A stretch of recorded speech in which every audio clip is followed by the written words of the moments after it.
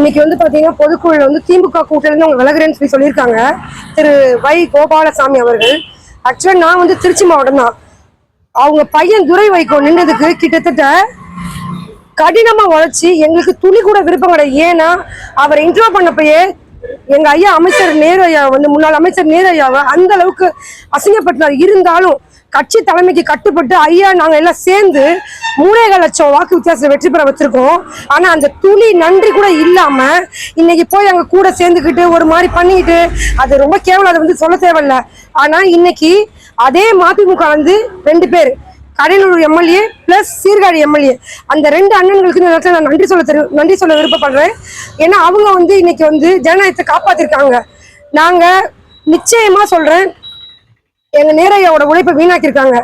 துரை வைகோ கண்டிப்பா ராஜினாமா பண்ணியே ஆகணும். சரிங்களா? அதுதான் ஜனநாயகத்துக்கு ஒரு நேர்மையான ஒரு ஆளா வந்து அதை பண்ணி தீரணும். துரை வைகோக்கு நான் தீப்பிடிச்சுதான் நிப்பேன்னு சொன்னா இன்னைக்கு அவ்வளவு பிரச்சனை பண்ணாரு. அதையும் நாங்க எடுத்துக்கிட்டு எங்கேயாவது ஒரு புது சின்னத்தை வந்து இன்ட்ரோ பண்ணி தீப்பெட்டின்னு சொல்லிட்டு அதுக்கு 3 லட்சம் ஓட்டு வித்தியாசம் ஜெயிக்க வைக்க முடியுமா? ஆனா எங்க ஐயா நேரு ஜெயிக்க வச்சாரு. அந்த நன்றி இல்லாதவங்க இன்னைக்கு கண்டிப்பா இப்போ எம்பி அவர் எம்பியா இருக்காரு. அதை வந்து கண்டிப்பா ராஜினாமா பண்ணணும்னு நான் தயவு கூர்ந்து கேட்கிறேன். சரிங்களா?